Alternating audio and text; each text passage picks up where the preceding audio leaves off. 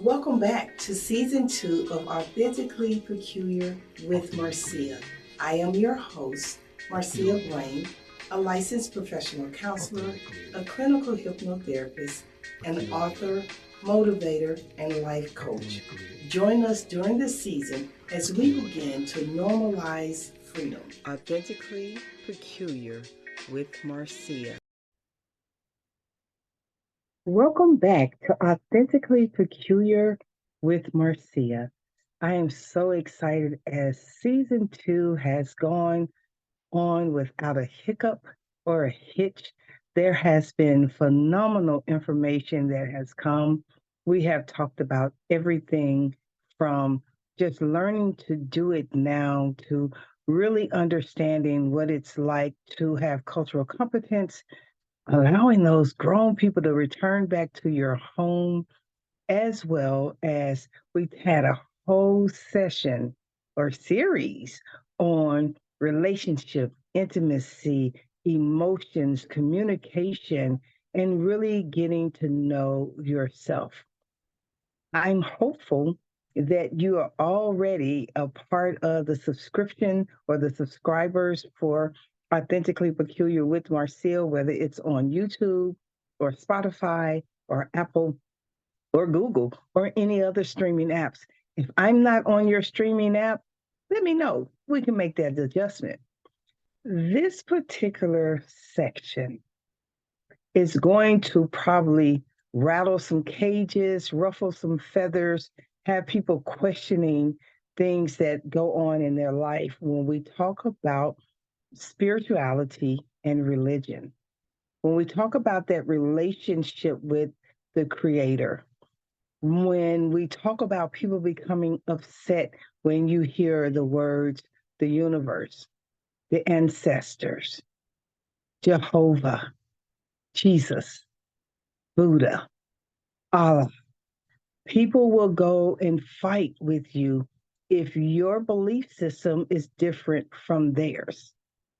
A lot of times people become upset when more young people have began to really tap into the spiritual side, not the religious side of understanding about creativity, and they utilize meditation and yoga, and they use their different chakras, and they utilize, just different stones and creativity. They allow themselves to become immersed in their belief system of the ancestors.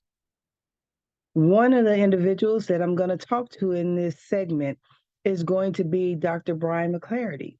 Dr. McClarity has studied religion for all mankind, and he is going to bring some insight and understanding from those various aspects, as well as Dr. Charnay White. She's going to talk to us from a Christian perspective. We'll also have Yashua Lyles, who is a spiritual advisor, as he breaks down feminine and toxic identities, that masculinity, that femininity, how we become a part of that, and really understanding where that is, because so many people are talking, but they may not have a full understanding. And then Daisy will come in and talk about her journey of reconnecting to the ancestors and what that journey was like. So today, I'll share my journey with you from a religious and a spiritual perspective. Most people aren't aware that I've been licensed and ordained as a minister of the gospel since 92. I've preached. I've been married to a preacher. I have prophesied and laid hands and spoken tongues. I can read the Bible through and through and receive the wisdom that lies within it. I can share, I can educate, and I can bring up. As I was going through my journey, starting at 19 years old, and really being forced into the forefront of having to understand religion and being invited into the pulpit as a speaker for Motherboard anniversary. That changed my entire life, which led me to being labeled the peculiar one. The gospel reference or the biblical reference is 1 Peter 2:9, 10, and 11. If you go in and you read that scripture, and it simply, I'll paraphrase it, you're called out of darkness into a marvelous light, a royal priesthood, a peculiar people. And when peculiar people stood out, it grabbed hold of me at my very young age and made me begin to identify, who am I? I've always said that I've never fit in anybody's box. It's just not a box big enough for me to fit in. I've always guided myself with wisdom and acknowledged that I have chosen to follow the wisdom of God, the Creator. And every name that He can be called, I follow. Every name without a gender reference, I follow. I have chosen, and I remember to when I was very young and being gifted with speaking in tongues and things of that nature, I was talked about. I was pushed to the side. I was downplayed in the whole 9 yards. But on the other side, when there was time for healing and laying on of hands and things of that nature, I was actually given that power to watch people as the healing goes through. I wrestled with who I am in the eyesight of the Creator because there were boxes that needed to be filled. When I got married the first time, I got married under the push that I was a single mother, and I was actually called a Jezebel for being a single mother from someone who really was not educated in the scriptures, but I was offended. I was hurt, and I felt like I had to be married in order to do what I needed to do, but I didn't. But the church that I was in actually enforced it as well. And they knew that that individual was not good for me or my children. He was not mentally healthy. He was not physically healthy. He was not financially healthy. It actually became a burden to be married, and some tragic things happen. If you've never read my book, Warfare Breaking the Bonds of Codependency, it will be reissued next year, but the entire story is there for you to read about. My path could have been very different, but I truly believe that the Creator, that God had already aligned the purpose for me in my life, and that it didn't matter what happened or what I came across, that my life was purposed. And I didn't need folks to tell me what that purpose looked like. I journeyed on down the road, and yet again, feeling the need, feeling the pressure of having a person in my life, that I allowed myself to become consumed in yet another marriage, this time to someone that was called to preach and had the desire to pastor, and we co-pastor together. In that co-pastorship, we have very different views. I am one that doesn't believe that people should be under this umbrella of bondage going into church just for the sake of the pastor saying he has members or he receives so many tithes and offerings or his members take care of him. I believe that we have a due diligence to do in the body to ensure that we are open to hear, because I'm a firm believer and I stand on this scripture every day. Your gifts will make room for you and place you among great men or great people. I don't believe that we have to bamboozle, manipulate, or annihilate individuals because they don't believe the way that you believe. I believe that we have autonomy in our belief process. I believe that we are able to actually identify what works for us. That doesn't mean to go knock down everybody else. I just happen to believe that I serve a God that created it all, right? I serve a God that identified that even in the book of Genesis with the Tower of Babel, that the identities and the voices and the knowledge of each other had to be separated because people got too haughty. I believe that we carry that with us, which is the reason why we have so many different movements here on the planet, right?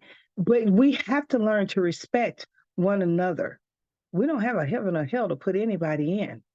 Long story short, I ended in a place of divorce after suffering, again, financial burdens, of failure for that person to show up and be the husband that he needed to be for me and my children.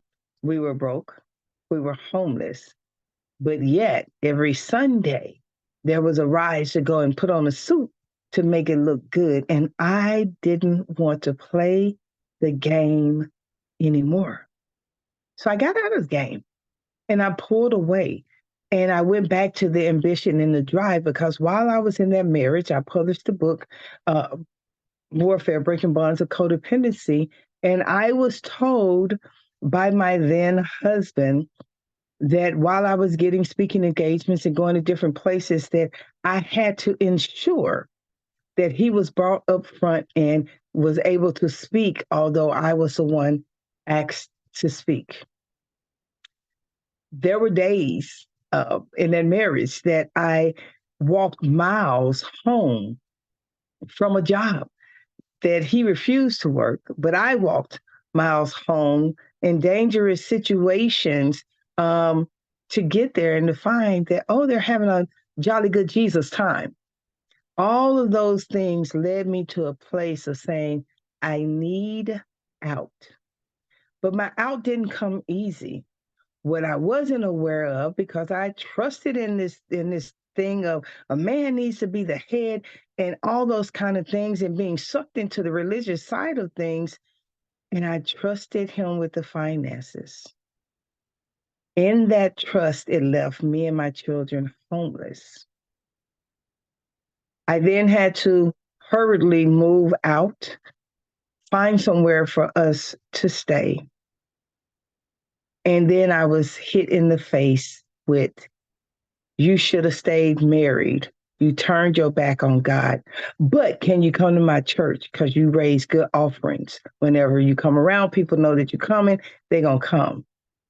So I wasn't good enough to get support, but I was good enough to be prostituted to see if I could raise funds. So I had to stand up in the floor and say, God, I need you to have a conversation with me because right now I'm confused, I'm frustrated, and I'm ready to walk away. That's when I learned that I don't fit in anybody's boxes. That peculiar side of me gave me permission to soar and to spread my wings. I didn't move away from praying for people. I didn't move away from using scripture. I didn't move away from believing and having a faith system. I moved away from the boxes of institutionalized religion because some of the things that I saw was mental manipulation and spiritual manipulation. I refuse to be a part of that. Now, don't get me wrong.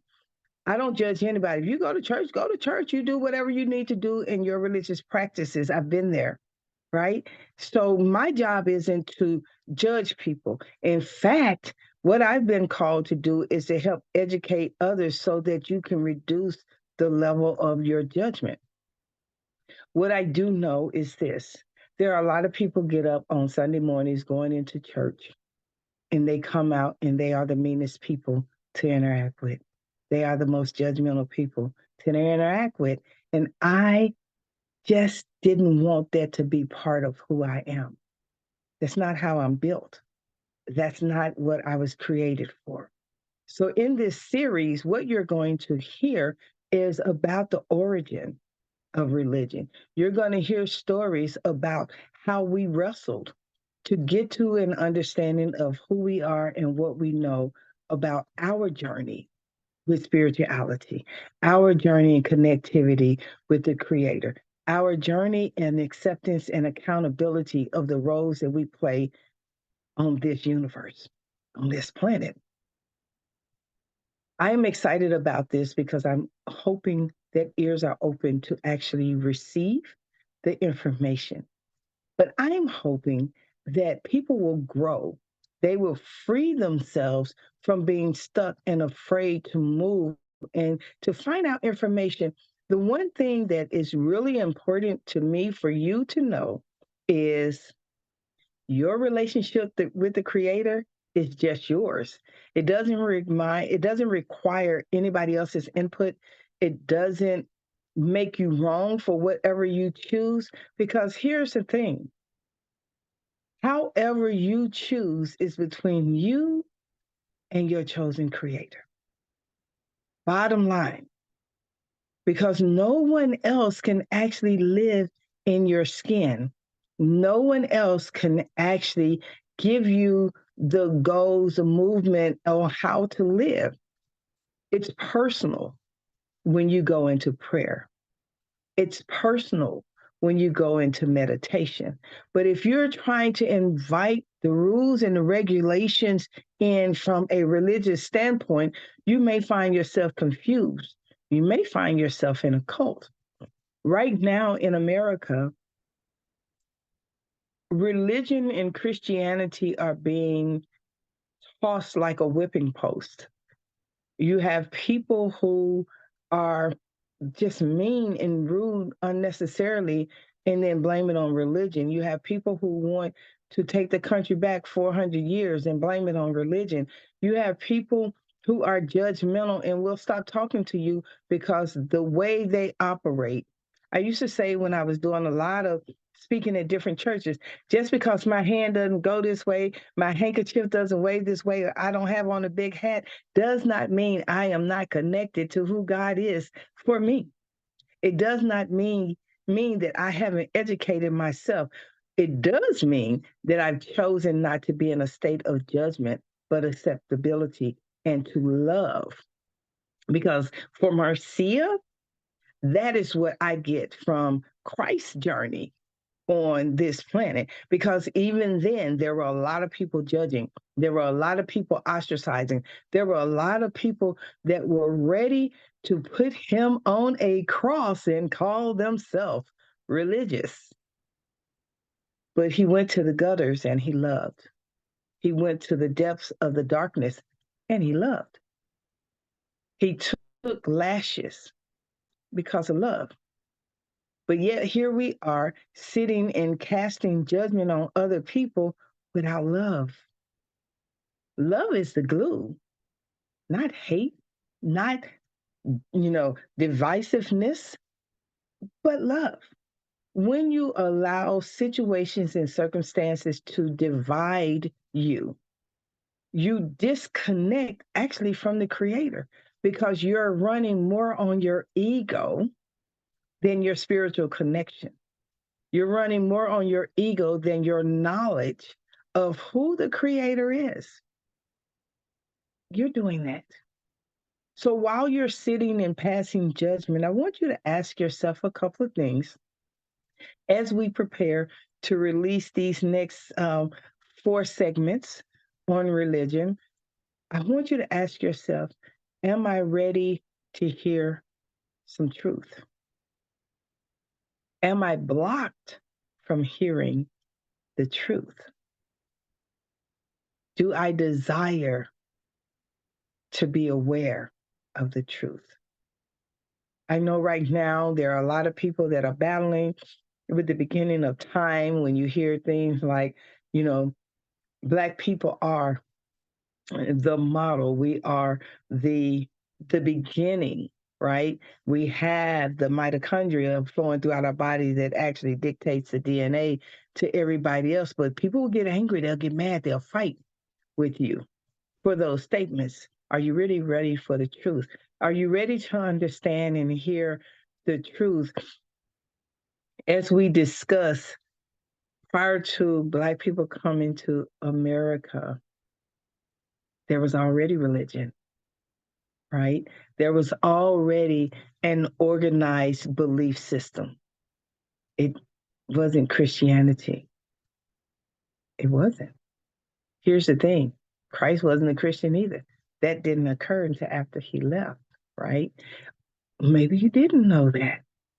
Those are the type of things that we're going to be discussing so that you are well aware. Again, it's not my job to tell anyone how to worship. What I do know is the power of our words bring forth the manifestation for our life. What I do know is that love will carry us through all types of situations and circumstances. What I do know and understand is that forgiveness anchors us in love so that we can be good to our neighbors like we're being good to ourselves.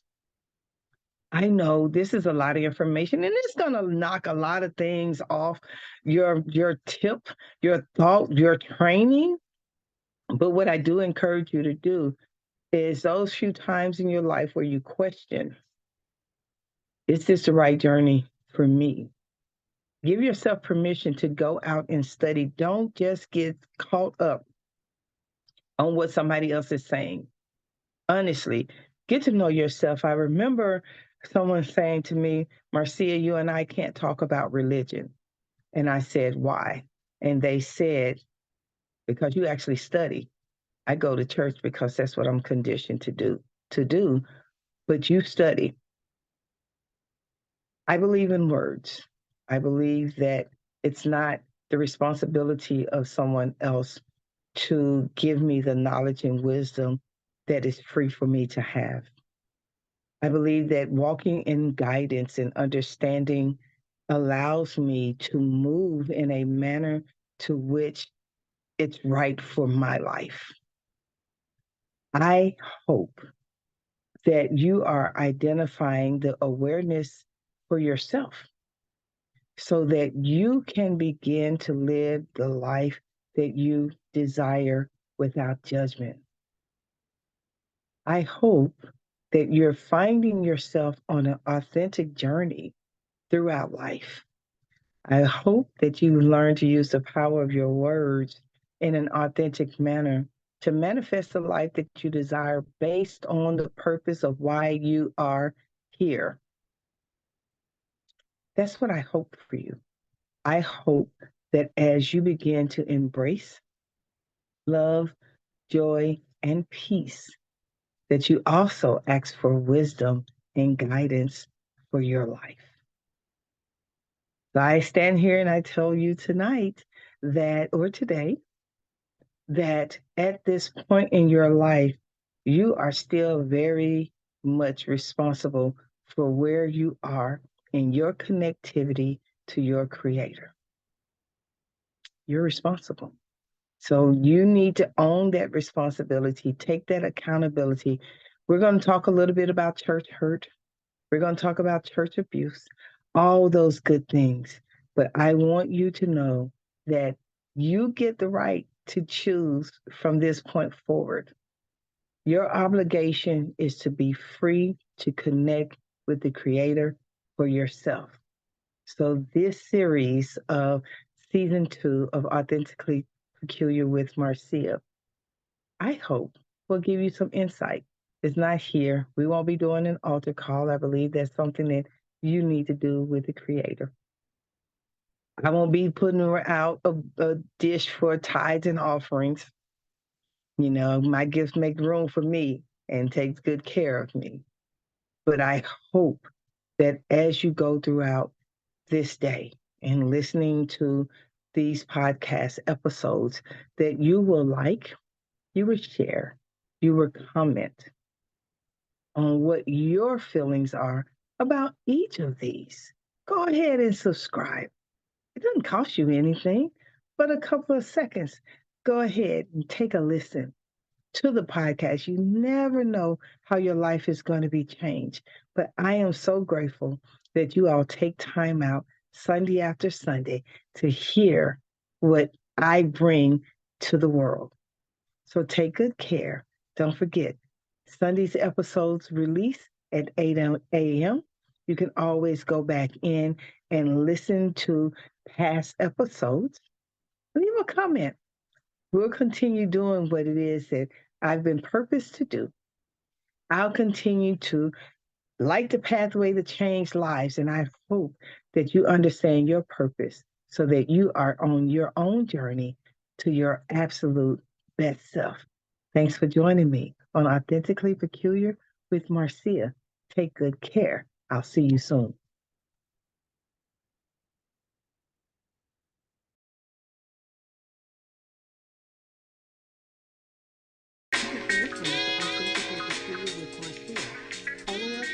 favorite streaming app.